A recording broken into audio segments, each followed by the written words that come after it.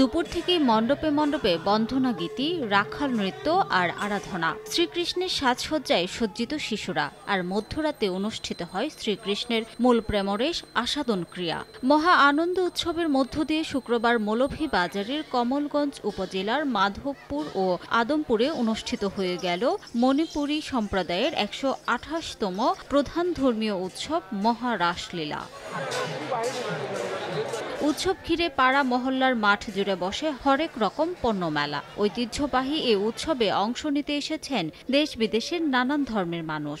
এক বছর আমরা এইটা অপেক্ষা করে থাকি, মানে কুম্ভের রাস পূর্ণিমা আছে, এইটা মানে 1 মাস আগ থেকে আমাদের প্রস্তুতি শুরু। সবার জন্য মঙ্গল চাইছি, সবাই ভালো থাকুক, সুস্থভাবে থাকি, এটাই আর। এটাকে মহারাস বলা হয়, কার্তিক মাসে হয় এটা। আর হচ্ছে এই আর কি, প্রথমবার এসে আমাদের খুব ভালো লাগছে। I'm interested if people do things together and how they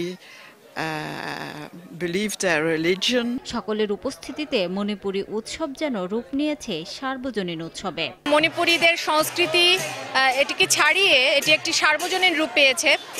জাতীয়ভাবে তো অনেক লোক এসেছে এবং ইন্টারন্যাশনালি অনেক ফরেনার এখানে এসেছে, তো আমাদের এই উৎসবটি একটি ইন্টারন্যাশনাল রূপ পেয়েছে বলে আমরা মনে করছি। এটা আমাদের জন্য অবশ্যই পজিটিভ। সরকারি সহায়তায় সুন্দরভাবে উৎসব উদযাপন করতে পেরে সন্তুষ্টি জানিয়েছেন আয়োজনকারীরা। ব্যতিক্রম ধরনের একটি কিন্তু আমেজ বা একটা আবেগ সৃষ্টি করেছে এখানে সাধারণ জনগণের মধ্যে, বিশেষ করে মহিলাদের মধ্যে, যারা নির্বিঘ্নে এবং অত্যন্ত একটা মানে আবেগের মধ্য দিয়ে এই উৎসব তারা এই উৎসবে অংশগ্রহণ করেছে, কারণ তারা নিরাপত্তা এখানে দেখতেই পাচ্ছে। আর আমরা আয়োজক কমিটি হিসাবে আমরা সন্তুষ্ট।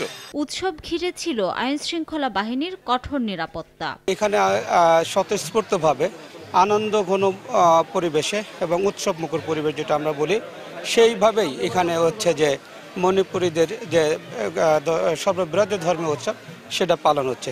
এবং এখানে 3 দিন ব্যাপী, যে মানে 3 দিন ধরে আমরা এখানে নিরাপত্তার ব্যবস্থা করা হয়েছে, যাতে কোনো রকমের কোনো ইনসিডেন্ট না ঘটে।